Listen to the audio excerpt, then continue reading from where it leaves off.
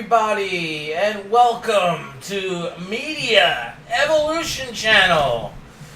I am your host, Eirbal, bringing you this fresh perspective of some WWE news and results from Smackdown Live last night. And as your new guy on the block in the world of professional wrestling channels that, as part of the community, that gives you news, recaps, and, personal ideas on what they think is what's going on in the world of professional wrestling as it pertains to the WWE. Of course, I do give more insight besides that, because I do talk about things that are not so related to WWE when, concern New Japan, and a little bit of Ring of Honor, and then stuff related to other Asia and European wrestlers that are doing things abroad. But this is about SmackDown Live, and it's Tuesday night, October 24th show. The night after they invaded Monday Night Raw in this month's angle of Raw versus SmackDown Survivor Series, which we kind of know that every year now since the brand split, this is year, I believe, number 2, and even subsequently previous years back-to-back since they've done things where the brands would be split and, Raw versus SmackDown, because they've done this in the past, people. I think some people forget that you take things out of the vault every once in a while, and Vince has been around the business for like 50 years, so he's got shit in the vault that you don't even remember. But like in 2003 to 2007, the war between Raw and SmackDown, which even interloped ECW, which was still in existence even though it was under the flagship of WWE, the remnants of WCW, which was purchased in 2001. This whole, Raw versus SmackDown thing's been going on for years. But it's pretty, light and wholehearted funny, and got that comedic aspect, and they always took SmackDown as the B show.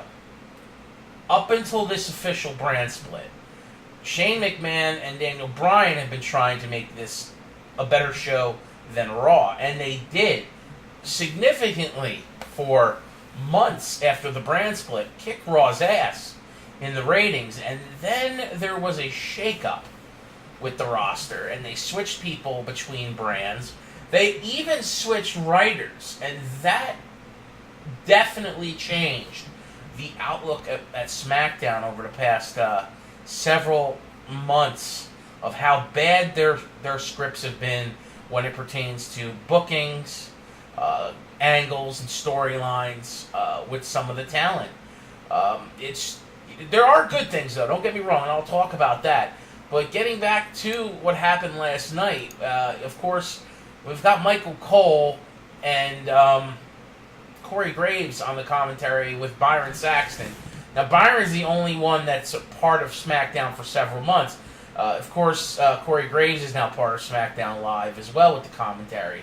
Michael Cole's not supposed to be there. It's supposed to be Tom. Well, is it Tom Felton? I heard he's mouth F Tom because he's done some nasty stuff on the internet. But he hasn't been there. Maybe he's sick or on a honeymoon or something. I can't remember what I read about him, but he's pretty inconsequential. I'm not crazy about Tom.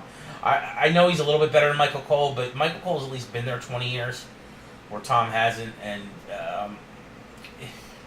whatever. I think it's really like flip for flop with those two guys. But Corey Graves coming over has been a big help. Now, having them consecutive weeks now as Corey Graves and Michael Cole doing both Raw and SmackDown has been kind of weird, especially with the way Cole reacted to, Raw being invaded last night. Like, oh my God, are they taking over? Are they going to attack us? Him in his panic mode, yet he's going to be on Tuesday night's SmackDown acting like nothing ever happened because now he's doing the commentary. It's weird. It didn't make sense. They should have probably put someone else on the commentary in Michael Cole's position.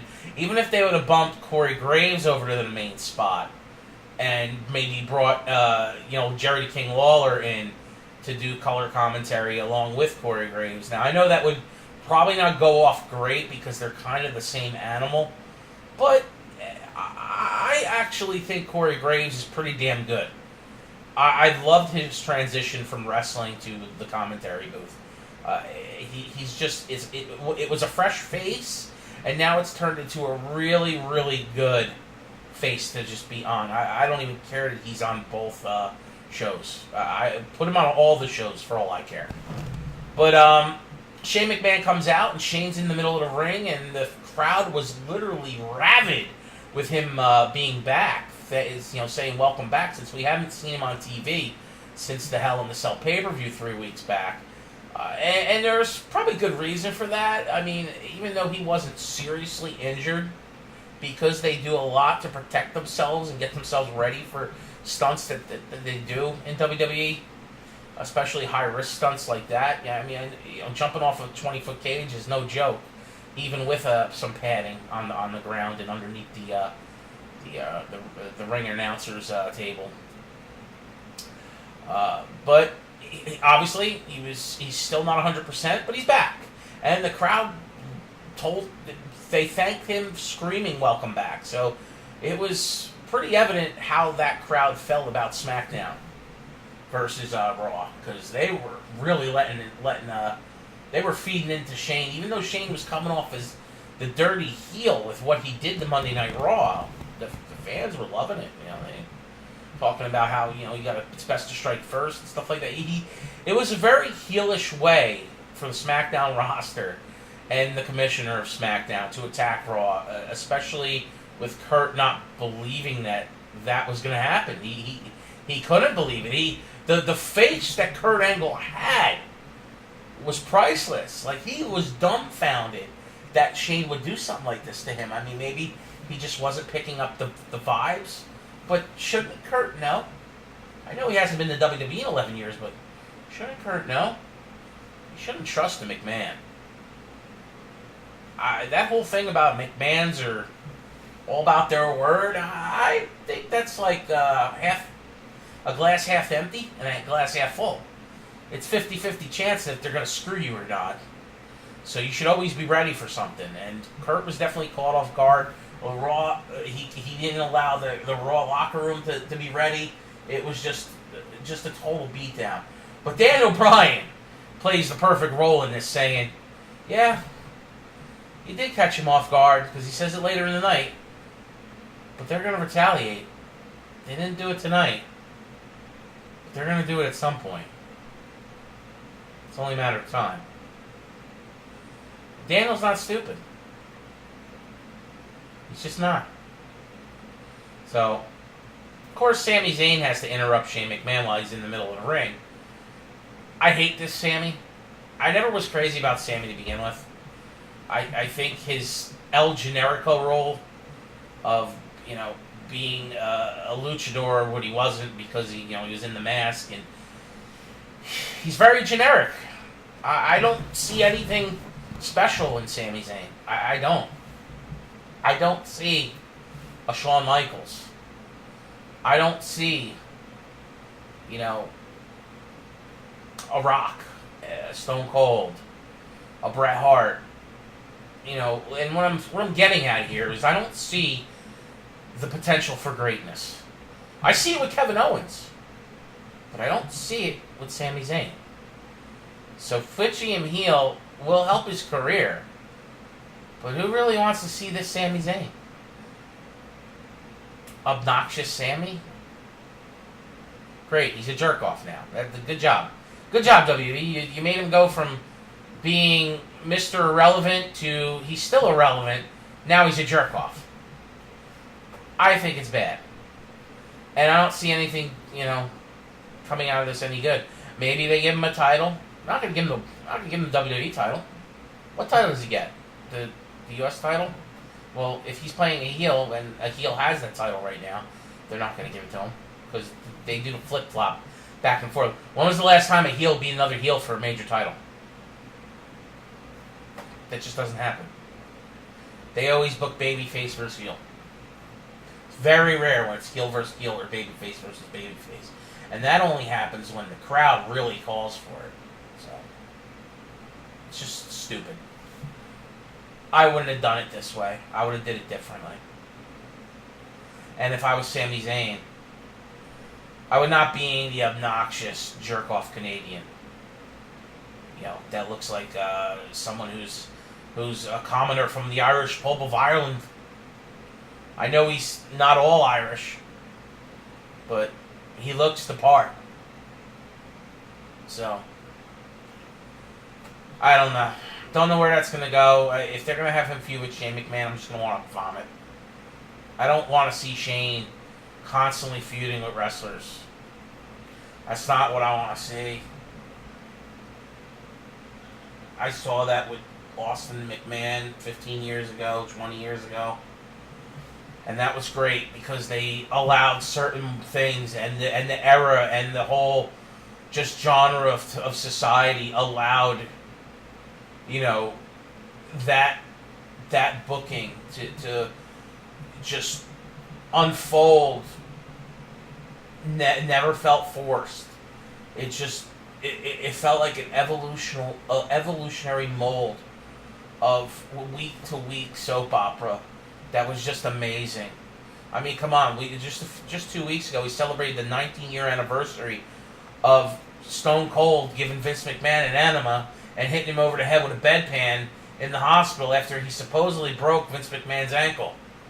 You know, that whole hospital thing with McMahon, because then but right before that too, because he's, you know, they got him hooked up to the heart monitor and he's and his heart rate's going up every time the nurse makes him think Stone Cold's coming to get him, and it ends up, you know, you got Eirbal the Clown being brought in by freaking Mankind, who's doing Mr. Sacco and trying to cheer Vince up. I mean, they did shit back then that really was funny. I don't know if it was just the writers. It was the superstars literally did everything possible to make stuff really fulfill that full level of entertainment. And I know that today's superstars feel as if they do it too, but the millennial superstar and the Gen X superstar is a little bit different than the ones of past. You know, because the guys we used to watch 20 years ago were maybe cusp Gen Xers, but they were baby boomers. So it was a different generation. And I'm not saying this generation shit. I'm just saying that it needs some spicing up. And don't get me wrong. I've said this before, even with the friends and family that I've talked to about watch wrestling. I've said this era being PG. I understand they have to, you know, tote the line of not being too risque. But when I look at PG shows on television that say more raunchier stuff and do more raunchier things than the WWE does, and are listed as PG on a week in and week out basis, why can't WWE do that stuff? Why? It's still PG. You know? You can tote the line of PG and PG-13. You can. And be successful at it. It's just a matter of getting good writers and wanting to do the right things and giving the right bookings and angles to the right talent. I'm not saying all the talent's capable. I mean, look at what Breezango is doing. Tyler Breeze and Fandango are killing it with their fashion files. It is funny, goofy, stupid shit, but I like it, and it's different, which is much needed.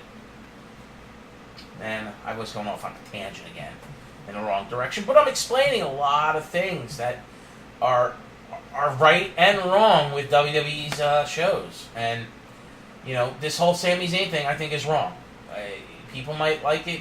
I mean, if you like it, let me know. I mean, if you like Sami, well, I feel sorry for you because he's average. He's not above average. I don't care whether podcasters say, "Oh, look at the freaking wrestling match he had with Nakamura." I'm not saying Sami can't wrestle. His acting ability sucks. His mic work sucks. His in-ring is fine. But everything else about him stinks. It smells like swamp pit. You ever go to a low tide in a swamp and get a waft of the sulfur? That's the stink that I get when Sami's speaking. or acting. I smell that in my nostrils. It's that bad. I'm no fan of Sami Zayn. None. Is he needed? Absolutely. You know, I like Cesaro more than Sami, and people hate Cesaro. He's bland. He's Swiss. He can't talk, but he can perform in the ring. Well, I think he performs better than Sami, and I actually like his booking and I don't mind his speech and his promos as much as I mind Sami's. I think Sami's more of a fraud than anything. I don't want to hear this, oh, he's worked hard to get... Okay, who else that's in the ring for WWE hasn't worked hard to get there? Majority of those guys spend years on the indies before they get to come to WWE. Only so many are fortunate enough, you know, like Roman Reigns, to be a legacy and put into the company from the start and allowed to be, you know, part of the farm system and then work their way up to the top, to the main roster. Most guys have to do what other guys done, and it's, you know, come up from the juniors into the, you know, independents and work your ass off in little, you know, areas that you're performing in a ring against somebody else who's probably not even your equal, doing dives and crazy moves and stuff in front of 50 people in a gym somewhere. That happens to a lot of wrestlers. So I don't want to hear that bullshit that these other podcasters talk about. It's a fallacy to the stupidity of the fan base that they're talking to. They're basically calling you all idiots because this guy's great. Yeah, he's just a golden child. Nah, he sucks. His acting and his promos are shit. His in-ring's fine. But the in-ring is the easiest thing to do. I mean, look at how they beat up Jinder Mahal. His promos suck and his in-ring sucks, right? So they beat him up full on all the podcasts. He's horrible. So, but he must know how to play politics in the back real well because Vince must like him in order to keep him as WWE champion. Well, Sami ended up getting it to him now that I've spent, you know, over 15 minutes talking about this one thing because it just pisses me off so much. Sami ends up getting his, though. He thinks he's going to worm his way into the 5-man for Survivor Series by either making Shane just get tricked into putting him on the team or intimidating Shane, which we know that's not going to happen. Well, Shane turns it on him and makes him have a match tonight against Randy Orton. And the winner of that will be on the SmackDown 5-man representing Team SmackDown in Survivor Series. Traditional Survivor Series match. So, that's fine. We then go, after the commercial, into the New Day versus Chad Gable and Shelton Benjamin. Which right here we know. They're building Chad Gable and Shelton Benjamin up as the number one contenders. I knew they were going to beat New Day. No matter how they did it, whether they did it legit or cheated, whatever, I knew they were going to be booked to beat New Day here because they're not going to have the New Day beat them when they're trying to build those two up as legitimate number one contenders. So Gable and Benjamin win via pinfall, no problem. After a decent little match, but it was like a below average match. Like, it was okay. Could have been better coming from those two teams, to be honest. The talent of in-ring performance is there, so. After that, we get a small stint with the Fashion Files, and Breezango and the Ascension are in there. Looks like Breezango's friggin' office, and Fandango's like, no, I'm Mr. Pink. No, we're both Mr. Pink. It was funny. If you haven't seen that little stint between them, just go back and watch it. And, you know, if Connor and Victor are doing Wasteland stuff, they've got Ellsworth, who's been turned into just a barking dog of Miss Money in the Bank Carmella. We hardly ever hear Ellsworth talk anymore, and he's being chained around and dragged around. Or what they need to do in Ellsworth is put him in some black leather, have him walk on all fours, and put a ball gag in his mouth. People be like, what are they doing? S&M on TV? I think that'd be hilarious, because if he doesn't say anything and they don't do any sexual innuendos with it, he could just be dressed like that, and they could just be like, I don't know what the hell's going on here. It would just be funny. But they're doing Wasteland stuff. It looks like, I think Connor is, holding a gas. It looks like a gas can. They're like, no, this isn't gas. And he starts drinking out of it. It's like this protein shakers. I'm like, I'm starting to dig what they're doing with the Ascension. They also changed up their look a little bit. Like, they're trying to help those guys get better liked on the main roster, because they've been in friggin' hell for the last 3 years. Barely doing anything. It really sucks what they've done with the Ascension. I'm not saying they have to be a top-notch tag team, but they were buried immediately when they came up a couple years ago. Like, literally just destroyed. But this was funny. They're trying to figure out, the whole thing of who's been screwing with them in the back. And now it's supposedly the Bludgeon Brothers, because Rowan and Harper are, doing their vignettes. And they've got this new persona of the Bludgeon Brothers. So, whatever. I mean, I'm glad they repackaged those guys, don't get me wrong, but if they took them off TV, would you really miss them? Everybody bitches they hate Eric Rowan, even though he's a big dude and can go in the ring, but he's goofy looking. And I think, Luke Harper's kind of weird looking too, and people are like, oh man, he's a throwback to, wrestling past. But, who cares? Do you really care? I don't care. I don't care if they're there or not there. I really don't. And then the next match, we got stupid Sin Cara on TV again. Nobody wants to see this freaking guy. And I know he's not the original Sin Cara, but still, like, what the hell are you doing? He sucks. They got Sin Cara getting beat up by Baron Corbin, where Baron Corbin doesn't break at a 5 count and gets freaking disqualified. And just because he's beaten, personally beat the shit out of Sin Cara. Beat him so bad, put him in a coma and get him off the TV. He sucks. In other words, he's one of the Botcha Dragons, for Christ's sake. And Baron Corbin, I don't know what the hell they're doing with that guy. His whole bookings have been screwed up since he lost his briefcase. Oh, I'm sorry. Money in the Bank contract. Sorry, Vince. I didn't mean to call it a briefcase, even though they're carrying around a briefcase. Don't call it a briefcase. It's a contract. No, the contract's in the briefcase. Although Carmella's briefcase seems to have dirty Ellsworth underwear in it, so that's besides the point. I guess we'll see, because Luke Botcha Dragon Sin Cara won this match via disqualification. Does that mean he gets a U.S. title shot now? Like, please go away. Just please go back to Mexico. And they do another bit like this SmackDown booking. Oh my God, this is shit show, super shit show. Like, other than Shane McMahon getting the crowd riled up in the beginning, this show was shit. Because now you got AJ Styles, who's the best wrestler in the company as far as I'm concerned, and the number one guy on SmackDown, even though he doesn't have the title. Now he's got to fight Sunil Singh, which admittedly is a squash match. He calf crushes him in like less than a minute. It's over. So it's just freaking terrible. Freaking terrible. And I guess the match of the night is gonna. Oh, I'm sorry. Yeah, it's Sami Zayn and the Viper, but. Then they're going to do, because of what happened in the back, they're going to do, Daniel Bryan made a fatal 5-way.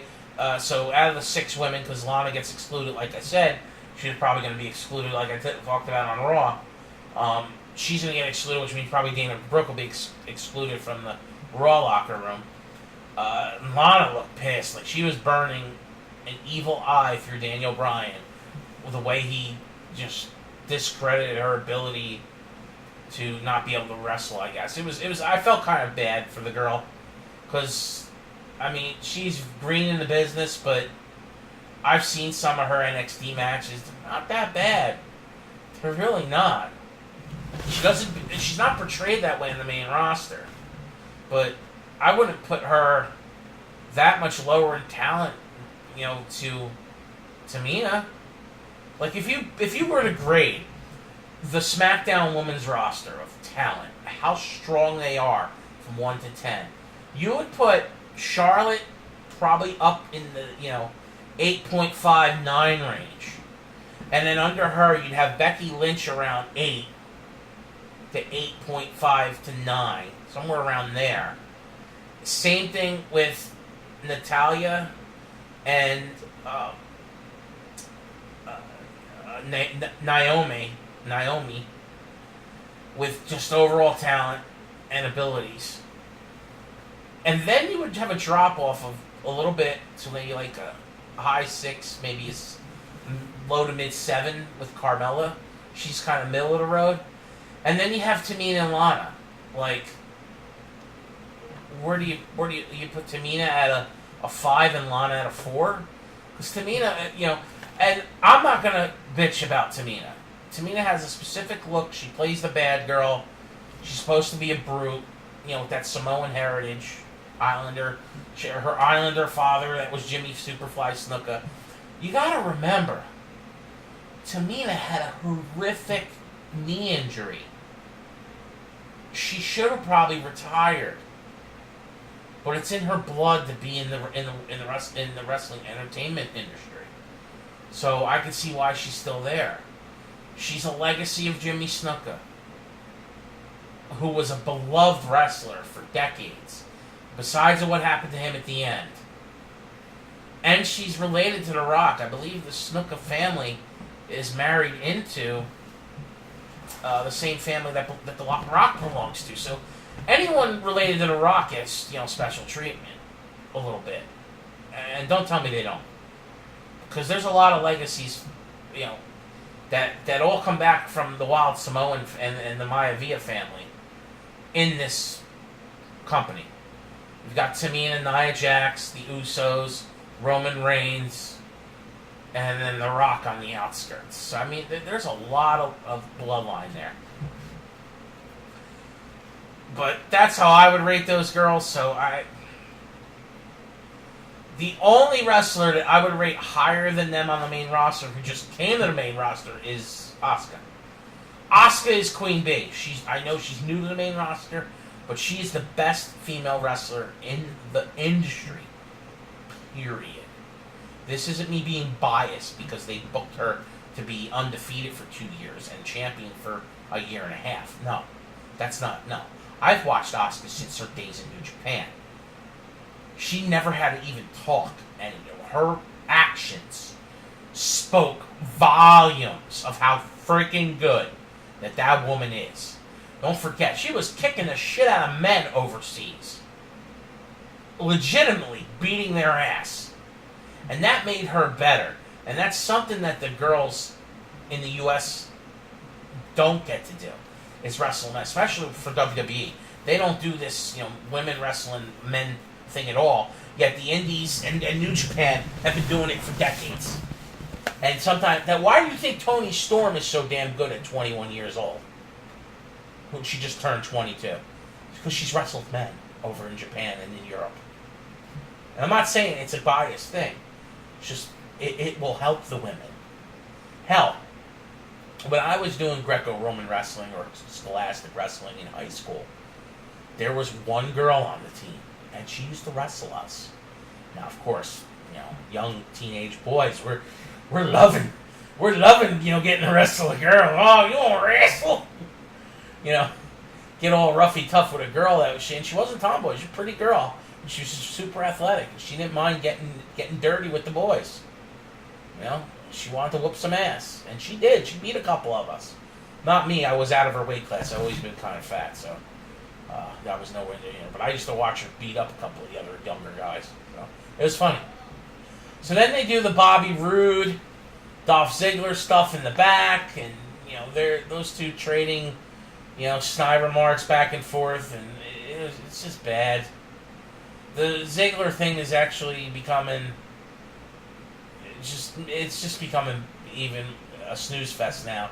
And this isn't going good for Bobby Roode either. Bobby Roode, the face, needs to die. We need to see cocky heel Bobby Roode. Whether it gets him over or not doesn't matter. He's already over. He'll be over as a heel as well. People love Bobby Roode, but he's at the end, the twilight of his career. He's pushing 40 already, even though he's in phenomenal shape. So he needs to be at the top right now. Feuding with Ziggler is not helping. It seems like, is Ziggler the doorway to the main roster for these guys from NXT? It just seems like every time someone comes up from NXT, their first freaking person they're in the ring with is Dolph Ziggler. Freaking drives me crazy. You know. I hope Dolph leaves, because it'll do himself better to leave the company and to like reinvigorate himself and reinvent himself. So, it's just terrible, terrible, terrible. All right, main event of the night for SmackDown ended up being what we knew about at the opening of SmackDown. Was going to be Sami Zayn going to have to beat the Viper in order to get on the 5-man team for SmackDown coming in Survivor Series. This match went exactly how I think it was going to go. As soon as they booked it, I'm like, Randy Orton's going to win this. They're not going to want Sami on the 5-man. They want Randy Orton, and I'll tell you why.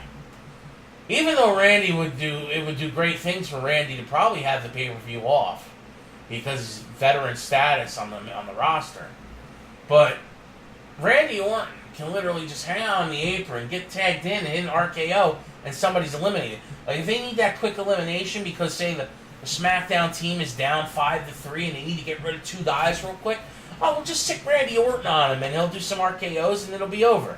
Because the RKO is booked into as soon as it's hit, that's it, lights out. So this was going exactly